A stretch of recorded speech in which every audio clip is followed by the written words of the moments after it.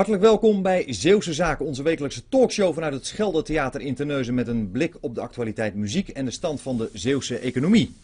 Ja, we praten vandaag in Zeeuwse Zaken over bezuinigen, investeren en kaas. Want we hebben straks een reportage en gesprek over de Zeeuwse knopkaas. Hoe een symbool van Zeeland eetbaar wordt. Kaasboerderij Schellach is een van de 10 genomineerden voor de Zeeuwse innovatieprijs Emergo. En nu al aan tafel Johan Sebrechts, want het nieuws van vandaag is dat er een investeringsfonds is opgericht met daarin 8 miljoen euro. En dan is natuurlijk direct de vraag die bij mij opborrelt. Stel, ik ben een beginnend ondernemer en ik wil kaas produceren. Zou ik in aanmerking komen voor een prachtige bijdrage vanuit dit Zeeuws investeringsfonds? Je sluit natuurlijk aan de voorkant niets uit, maar de kans is niet zo heel erg groot. De kans, als je misschien een productiemethode hebt ontwikkelen om voor alle bedrijven die kaas maken het proces te versnellen of te verbeteren, dan zou het denk ik voor ons heel interessant kunnen zijn. Goed, nou, ik heb ook geen plannen overigens in die richting, dat terzijde. Verder nu al aan tafel Tom Brandenborg, hij is oud-directeur van de Zeeuwse Bibliotheek. En omdat het vanavond de museumnacht is in Zeeland, leek mij dit een heel goed moment om nog eens te praten over de geplande bezuinigingen in de culturele sector. Zo'n 16 miljoen euro in totaal is aangekondigd door de provincie Zeeland. Gaat u desondanks met plezier richting die museumnacht? Absoluut, want de cultuur is natuurlijk onverwoestbaar, die blijft. En ik ga daar zeker kijken, want het is de ziel van Zeeland, zoals het motto luidt voor deze museumnacht. Ja, de avond en nacht. Het belooft laat te worden in ieder geval. Ja, om maar direct even bij die bezuiniging op de culturele sector te blijven. Het nieuws dit voorjaar sloeg in als een bom. We zetten een aantal zaken voor u op een rijtje. Onzekerheid over de bezuinigingen op cultuur. Aangekondigde bezuinigingen door de provincie zijn hard aangekomen. Terra Maris, het Natuurmuseum in Oostkapelle, verliest de volledige subsidie van ruim 3 ton. Nou, dat zou als uiterste consequentie hebben dat het museum gaat sluiten. Het zijn spannende tijden voor de cultuur in Zeeland. De eerste categorie gaat om instellingen die al subsidie krijgen van de provincie, alleen een stuk minder. Wat gaat er bijvoorbeeld gebeuren met Muziekpodium Zeeland? Met het Bevrijdingsfestival? Met het Zeeuws Tijdschrift of met het Zeeuws Orkest. De onzekerheid over de financiële toekomst blijft dus nog, erkent ook de gedeputeerde. Klopt. Dan heb je de instellingen die voortaan moeten aankloppen bij de gemeente. De zogenaamde kentakendiscussie. Wat zijn nou de kentaken van de provincie? De enige duidelijkheid is dat de grote festivals vooralsnog gespaard blijven. Het Nazomerfestival, het Festival van Zeeuws-Vlaanderen, Concert at Sea en het Filmfestival worden niet gekort. Er staan geen percentages in van er gaat nu zo'n percentage naar dit en er gaat zo'n percentage naar dat. Het geduld van de cultuursector wordt op de proef gesteld. Ja, een bezuiniging dus van 16 miljoen euro en ergens half december zullen de gedeputeerde staten uiteindelijk een definitief besluit nemen over die bezuinigingen. Tom Brandenborg, zoals gezegd oud-directeur van de Zeeuwse Biep en nog voorzitter van de Raad voor de Cultuur in Zeeland. Ja, om toch maar even bij die Biep, uw oude werkgever, te blijven. Als die 1,8 miljoen die daarvoor gepland staat doorgaat, wat betekent dat heel concreet? Het betekent heel concreet dat in ieder geval de dienstverlening zoals we die nu al gewend zijn van een bibliotheek die al een hele lange tijd bestaat en zijn naam wel verdiend heeft en zijn plek in de samenleving verdiend heeft, dat die drastisch wordt teruggeschroefd. Met name als het gaat om de wetenschappelijke collectie. Dan denk je dat het alleen voor wetenschappers is, maar die is voor iedereen. Want het gaat over zeg maar, vakliteratuur die jij als zeg maar voor jouw vak media moet kunnen vinden. Ja, maar ook kinderen, maar ook voor juristen en anderen. En ook voor het algemene publiek. En in arbeidsplaatsen? In arbeidsplaatsen is nog een heel ander verhaal. Behalve de collectie, want daar zijn wij van. Gaat natuurlijk als je zoveel kort, kun je niet meer bezuinigen op dingen. Dan moet je bezuinigen op mensen. En dat betekent bij ons, nu spreek ik nog steeds in de ons-vorm, maar betekent toch dat er minimaal 50 mensen uit zouden moeten van de 120 FTE's die we hebben. En dat betekent dus een hele forse aanslag op datgene wat er aan kwaliteit binnen die bibliotheek is. En daarover is grote onzekerheid. En dat betekent dus ook dat dat wij blij mogen zijn dat op 14 december de Staten van Zeeland een besluit nemen. Wat ook nog een beetje, naar we hopen, mee zal vallen. Tussen aanhalingstekens. Ja, en de voortekenen zijn niet al te gunstig volgens mij als je daar naar kijkt. Maar goed, daar zo even meer over die dag van 14 december. Even naar een ander abstractieniveau. Wat betekent dit nou? Wat betekent nou dat deze bezuiniging er komt? En je kan stellen dat de provincie Zeeland met een forse bezuiniging komt, die toch wel in de wortels gaat raken van grotere instellingen. We hebben het over SCEPS, we hebben het over het Zeeuws Museum, we hebben het over de Zeeuwse Bibliotheek. Er zijn dat soort instellingen, dat zijn eigenlijk ankerpunten in zo'n heel groot infrastructuur. Maar wat betekent dat voor een samenleving? Want dat is eigenlijk waar ik naartoe wil. Dat betekent dat je zegt van de leefbaarheid van Zeeland, die willen we graag overeind houden. Als je dit diep snijdt, gaan mensen dat voelen. En ik denk dat als je het hebt over economische aspecten en de zin waarop je je welbevinden hebt in Zeeland, het prettig vindt om in Zeeland te wonen, er gebeurt iets. Je kunt op het erfgoed rekenen, je kan op voorstellingen rekenen, je kan in je eigen streek rekenen op allerlei culturele uitingen, dat bijdraagt aan een vestigingsklimaat wat heel belangrijk is om ook overeind te houden. Dan beweer ik niet dat je meteen met deze bezuiniging het hele vestigingsklimaat ons te boven schoffelt. Maar het heeft wel op termijn invloed. Het begint langzaam, maar het heeft uiteindelijk een effect waarvan je kunt zeggen, is het nou wel zo verstandig om zo diep te snijden in de cultuur, terwijl je aan de andere kant de economie wil stimuleren. Want dat is eigenlijk de boodschap van de gedeputeerden. We gaan het geld ombuigen. Dat betekent, neem bijvoorbeeld de komst van een marinierskazerne. Daar moet 15 miljoen euro voor worden vrijgemaakt. Nou ja, we hevelen geld over, want wij vinden cultuur, in ieder geval deze vorm van subsidiëren, niet meer tot een kerntaak van de provincie horen. Ga ik toch even naar Johan Sebrechts. In het nieuws vandaag overduidelijk, Zeeuws Investeringsfonds, 8 miljoen euro in beschikbaar. We gaan straks echt inhoudelijk over dat fonds spreken. Deels gefinancierd door de Rijksoverheid, deels door private investeerders in Zeeland. Deel je wat Ton eigenlijk aangeeft? Je raakt de haarvaten van de Zeeuwse samenleving en die raakvlak met de economie, die moet je niet onderschatten? Nee, absoluut. Kijk, het is evident dat, en dat zie je ook in andere streken natuurlijk in Nederland, dat de vestigingsklimaat wat in een bepaald gebied heerst, belangrijk is om bedrijven naar de regio te kunnen krijgen. Kijk, we hebben de intentie om ook bedrijven van buiten Zeeland naar Zeeland te kunnen halen.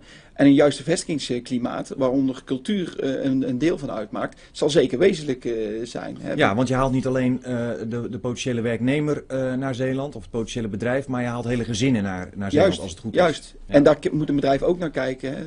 Zijn thuissituatie bepaalt ook waar een bedrijf naartoe gaat. Dus het is onlosmakelijk aan elkaar verbonden. Ja. Ze maaien het gras. Maar de vraag is of het tekort wordt gemaaid. Daar gaat het mij om, ja. En ik heb geen opmerking over de idee van er moet bezuinigd worden, want dat gebeurt overal. Het gaat met name over, provincie denkt na over de hoogte van het gras waar je stopt om te maaien, dan zit je de grond in. Dan even naar die 14 december tot slot. Dat er bezuinigd gaat worden, dat ligt vast. Wat is dan, als het gaat om 14 december, nog van belang? Wat kan er dan nog in het voordeel van de culturele sector gebeuren? Ik merk gewoon ook bij de politiek dat er wel nagedacht wordt over die mate van bezuiniging. En er is ook wel ruimte geboden door het provinciebestuur door te zeggen, staten, als u komt met alternatieven die binnen dat zeg maar financiële kader passen, want we hebben daar een aantal er zijn een aantal van die lijnen gezet van daarbinnen mag je dus kiezen, dan is er nog te wisselen in bepaalde posten. En als dat gebeurt op een verstandige manier, dan is misschien de scherpe kantjes die ik nu zo benadruk, die zijn misschien nog wat weg te nemen. En ik roep eigenlijk het provinciebestuur op om te goed te kijken naar die scherpe kanten, zodat je ook de toekomst voor die instellingen niet op die mate vernielt dat het ook niet meer op te bouwen valt. Je moet ervoor zorgen dat er in ieder geval een creatieve, bloeiende sector blijft in Zeeland. Dat is eigenlijk uw boodschap. Nou, veel plezier hoe dan ook bij de Museumnacht, maar u blijft de hele uitzending erbij zitten. Want we gaan het straks nog over kaas hebben. En u zei voor de uitzending al, en ik moet dit grapje toch maar direct prijsgeven. Ja, kaas en kaasgaven, daar weten wij in de culturele sector alles van. Dus misschien is het goed dat ik ook over dat onderwerp meepraat. We gaan nu naar de muziek, want zangeres Josie uit Middelburg begeleidt zichzelf op een niet alledaags instrument, op een keiza. Een soort omgekeerde steel drum. Echt prachtig. Het zijn betoverende de klanken van haar hier vanuit het Scheldetheater in Terneuzen. Josie.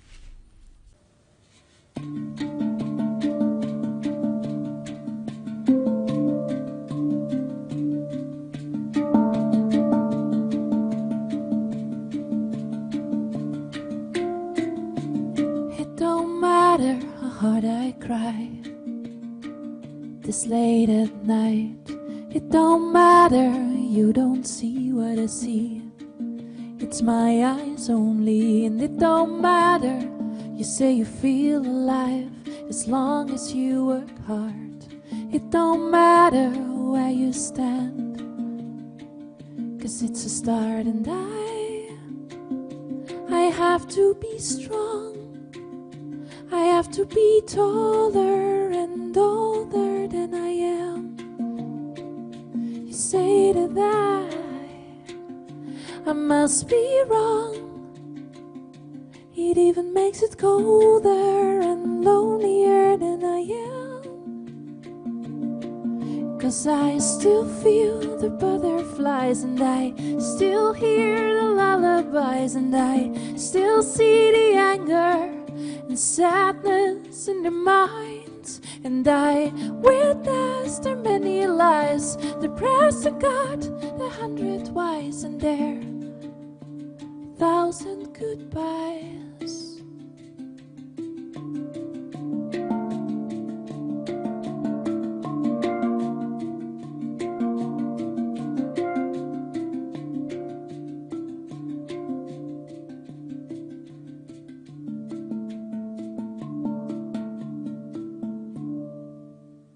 Uit Middelburg, Josie, werkelijk prachtig. We gaan de overgang maken naar Johan Sebrechts. Hij is directeur van het Zeeuws Investeringsfonds. Want vandaag is bekend geworden dat er een pot met geld is. 8 miljoen euro, jaloersmakend voor de culturele sector.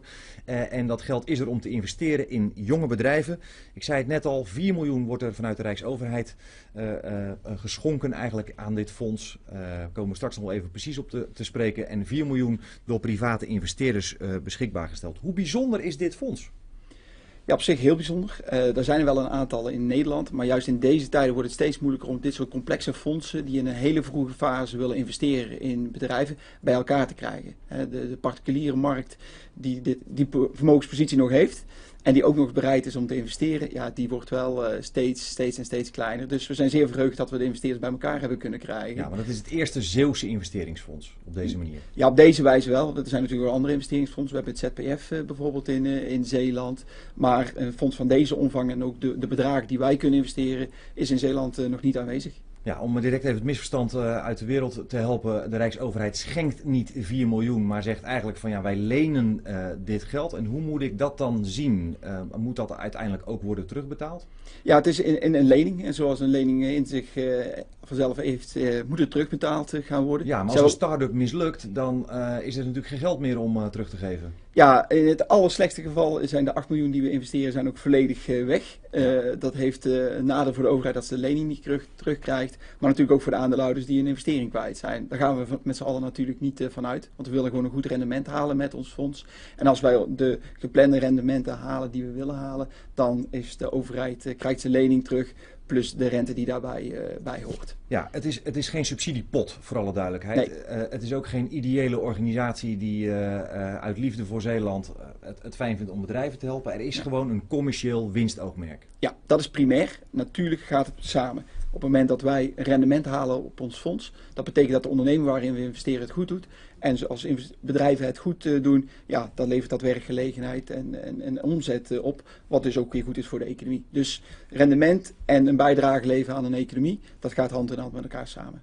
Ja, dan zijn mensen natuurlijk altijd geïnteresseerd in de namen van de private investeerders. Nou ja, jullie hebben het nieuws vandaag bekendgemaakt. Wout Dekker, voormalig CEO van Nutreco, Ben Notenboom, CEO van Randstad en Johan van der Werf, oud-CEO van Egon.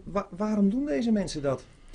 Ja, die vraag heb ik ze ook gesteld toen ik de eerste keer met hun aan tafel zat. En eigenlijk is de basis, ze vinden het vooral leuk. Ze vinden het leuk om vanuit de corporate organisatie waar ze werken, waar ze heel erg geleefd worden door de kwartaalcijfers, door grote internationale belangen, om echt weer terug op de werkvloer te staan, samen met die ondernemer. Want ze doen niet alleen geld investeren, maar met name ook hun eigen tijd en kennis en kunde willen ze inbrengen om die ondernemer, die nog heel erg moet pionieren, om die stappen verder te helpen. Dus het allerbelangrijkste is dat leuk, dat fun element erin.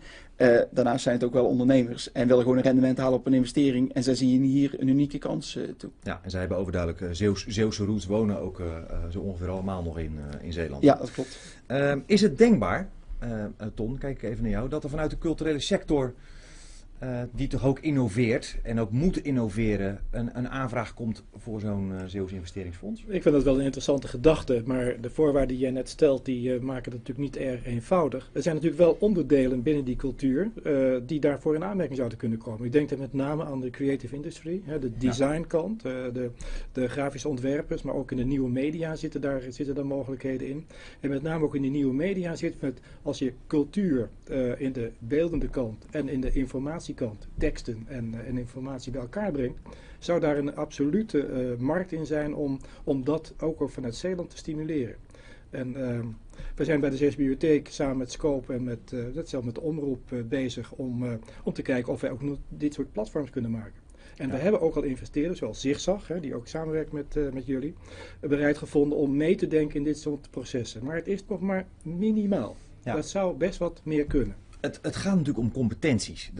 Daar praat je over in de culturele sector op het moment dat je eigenlijk meer moet gaan ondernemen en jarenlang eigenlijk altijd standaard een subsidie hebt ontvangen. Maar je praat ook over competenties bij die jonge start-ups van bedrijven.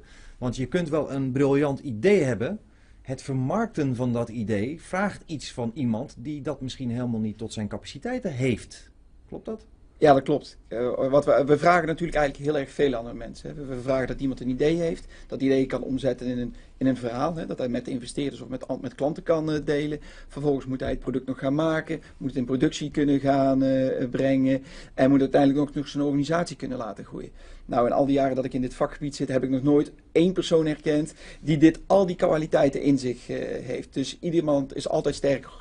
Oftewel in de productontwikkeling of op sales of op organisatie. Maar juist het palet van al die kwaliteiten bij elkaar, die maakt een bedrijf kansrijk in de markt. Ja, en dan is het zo dat het Zeeuws Investeringsfonds zegt van we willen niet zomaar geld investeren. We willen daar wel in ruil iets voor terug. En dat is dan bijvoorbeeld een aandelenportefeuille binnen die start-up. Juist, maar buiten dat we het kapitaal investeren, kijk ook wat ontbreekt er nu in dit bedrijf om echt die stap naar die markt te kunnen maken, om echt succesvol te kunnen worden.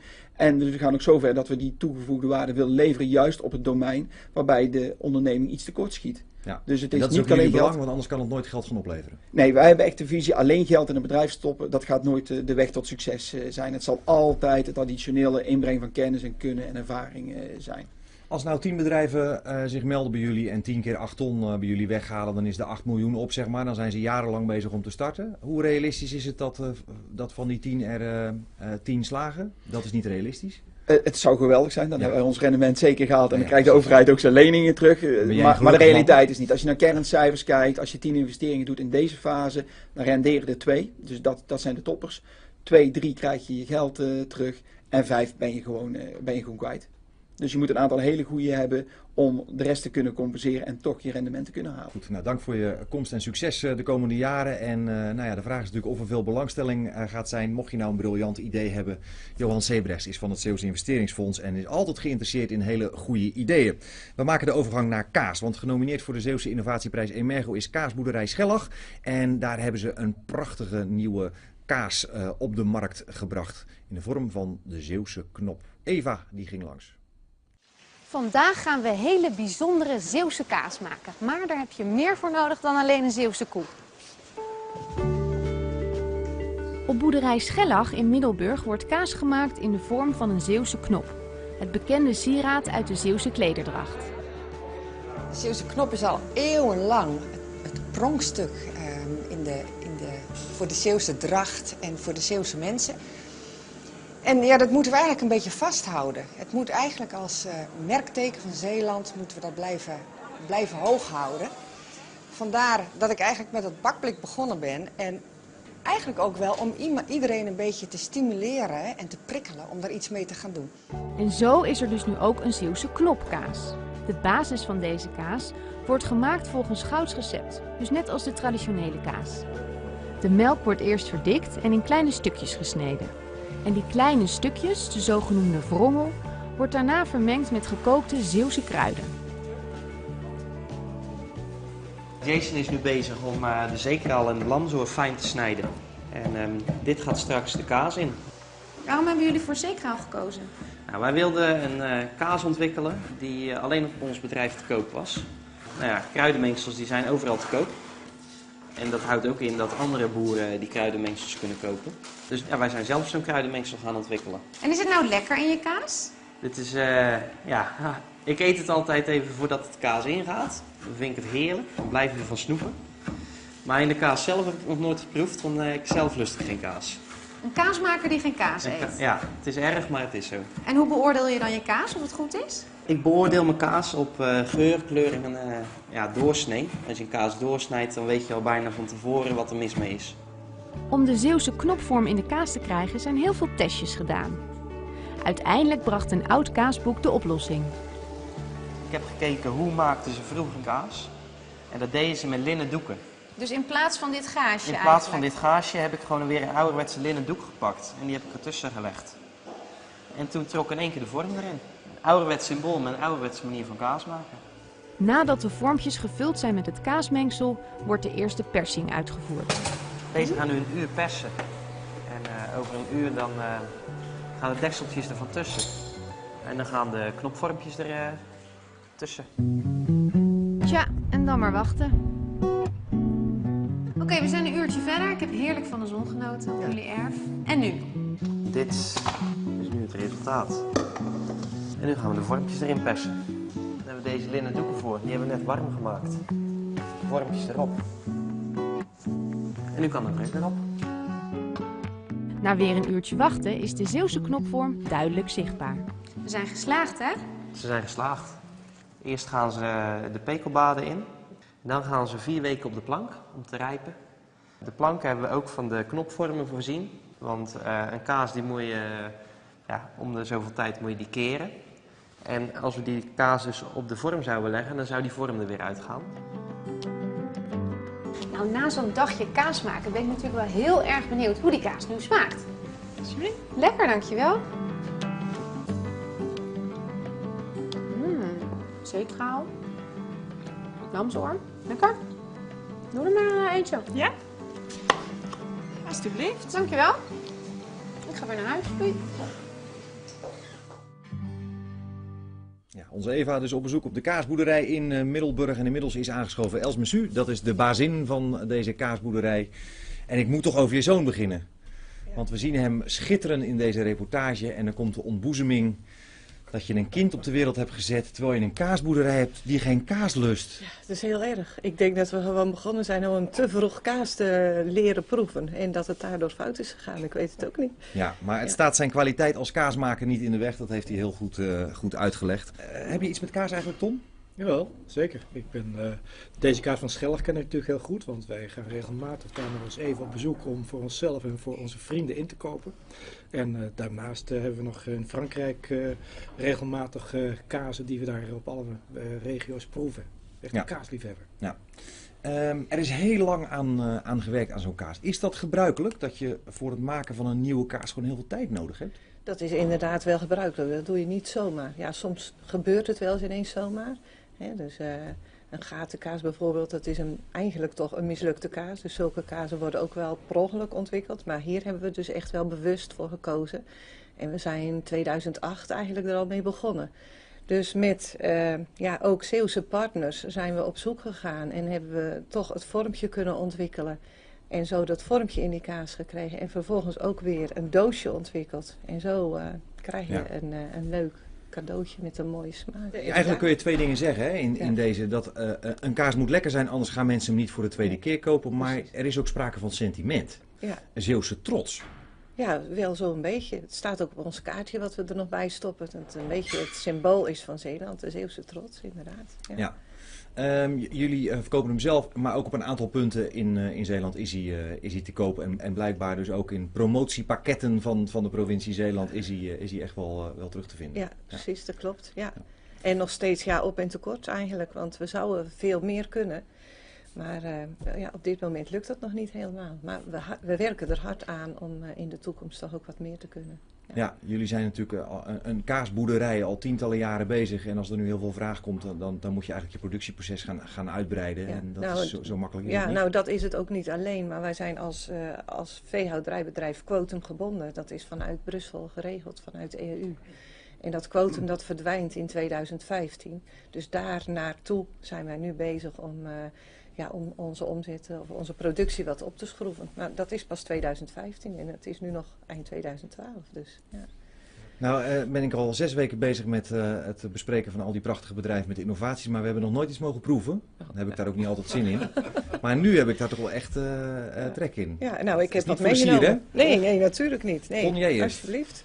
Kijk, alsjeblieft. Heerlijk, dankjewel. Alsjeblieft. Dan gaan wij afsluiten, dames en heren, want dit is dus de 6e genomineerde voor de Zeeuwse Innovatieprijs Emergo. Alle filmpjes zijn terug te zien op omroepzeeland.nl/Zeeuwse Zaken. En tot aan 13 december stellen wij 10 genomineerden aan u voor. Dan wordt bekendgemaakt wie de winnaar is onder leiding van een deskundige jury. En dan is er ook nog de Omroep Zeeland Publieksprijs. U mag dus straks ook op die 10 genomineerden gaan stemmen. Ton, dankjewel voor uw komst. Succes met de hangende bezuiniging en succes ook met de kaas en nu echt proeven. Ja, heerlijk. Dank u wel en een heel goed weekend.